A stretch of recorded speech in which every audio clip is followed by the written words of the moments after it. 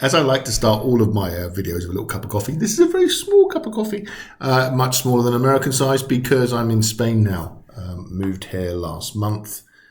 Been an adventure moving from West Coast USA to East Coast Spain.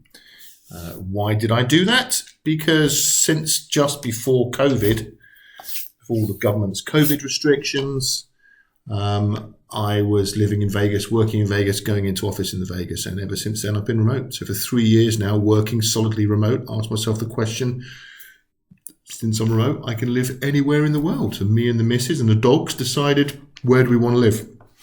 And the answer was Spain.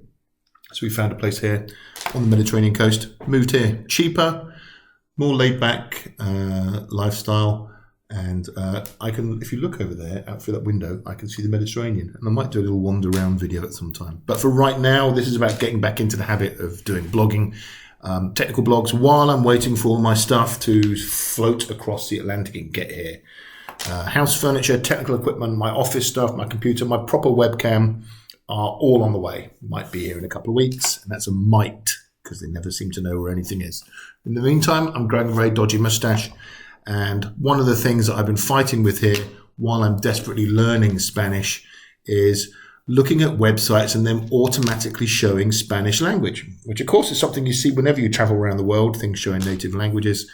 And I've got around it by installing the Google Translate add-on to the 3 main browsers that I use. Which one's the best? Spoiler alert, Microsoft Edge, hands down.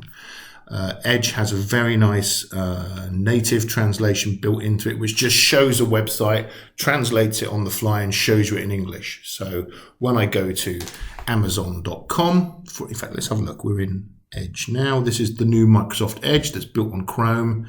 If I went to Amazon.es, it's Spanish. Oh no, it's English. And you'll notice that it says up here on the taskbar, there's a little blue language doodah, page translated, show options.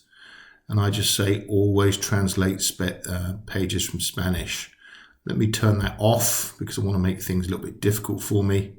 And let me turn off the translate to say that I don't want, let's say I want to see it in, I don't know, let's see it in Catalan. Right, I'll show original. This is what I see when I go to Amazon.es, which even though I'm learning Spanish, I'm kind of, you get the basics, right? But when I hover over some of the menus, I'm really starting to get lost here. Here's the things that I've just bought. Here's my menu. This has just lost me entirely. So the language translation option, you just look up here on your taskbar, this little A, we, diddly do. Select your main language, say always translate, and translate. And when you see a page, it appears in English. Marvelous stuff. Nice job, Microsoft. It just works really well for any page that I go to. I can just click around any page now and you see things. It translates it on the fly as you're looking.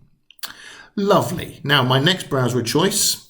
So with Edge, you don't have to do anything. Just click the built-in translator. With the other two, with Chrome and with Firefox, you have to install something. So here we are in Chrome. If I go into extensions, I look for the Google Translate extension. Just install it, enable it. And then when I go to Amazon.es, by default, it shows me the Spanish, but the Translate extension pops up and says, what do you want to do? And I'm just going to say, always translate Spanish. Translate this page.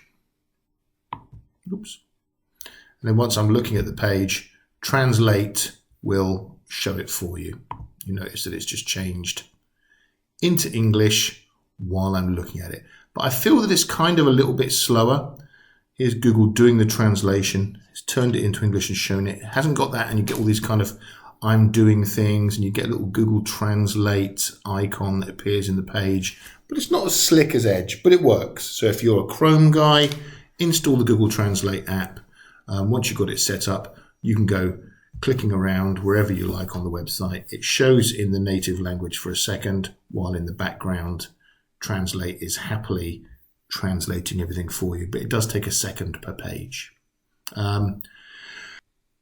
Firefox does things slightly differently. In the settings itself, it has its own Firefox translation, which works quite nicely. I like it. It's just not quite as slick as the Edge one.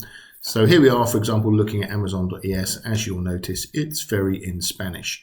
But if we go to the little hamburger bar, go to settings, go to extensions and themes, and just search for translate. Ooh.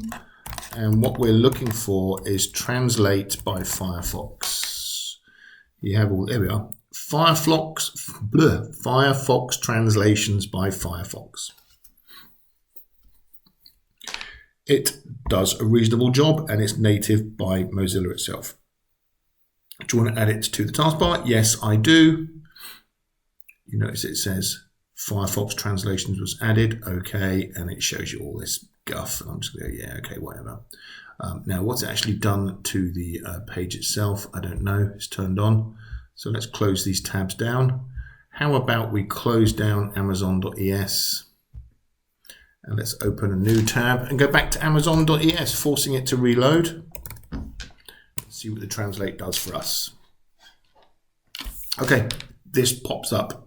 It's recognized this page is in Spanish. I want to see it in English, translate it. You see it loading all this guff in the background, and it then shows me the page in Spanish, and it's done a pretty good job. Obviously hasn't translated images, it looks like, but everything else in here makes sense. If I go and do my pull down menus, these have also switched to English, which is nice. I can say translate this tab automatically as you browse, so that now when I go and click on anything, I should be seeing it. My pets. Let's see what the dogs look like. Oh, apparently I've got a perro, a gatto, an animal. Oh, and then it just translates into English. So again, the translation works good. It just takes a second for it to do it on the fly. So there you have it. That's your three options. I'm sure you other browsers out there, Opera, Brave, the dreaded Apple, whatever that thing's called. Yeah, use the Edge one. It just works very beautifully. There's no problems with it. Let me do the same thing here. If I go to that and click on my pets, you can see that it just shows the same page. It just translates it so much quicker. And I like that you've just got this in the taskbar that I can then click on and look at my options, or I can just say show the original and it flicks it back. Or I can say translate. It whips it back into English. Three options for traveling. I hope it helps somebody because it took me a bit of head scratching to figure out how to get those browsers to work. That's it. I'm now going to get on with doing some real work rather than waffling to you just to test that this laptop is able to record video. And if it doesn't work, I'm going to be very irritated. But on the other side, I will see you at that bar that's just down by the Mediterranean. I'm down there most lunchtimes for a menu del DS and a glass of wine. I'll see you there.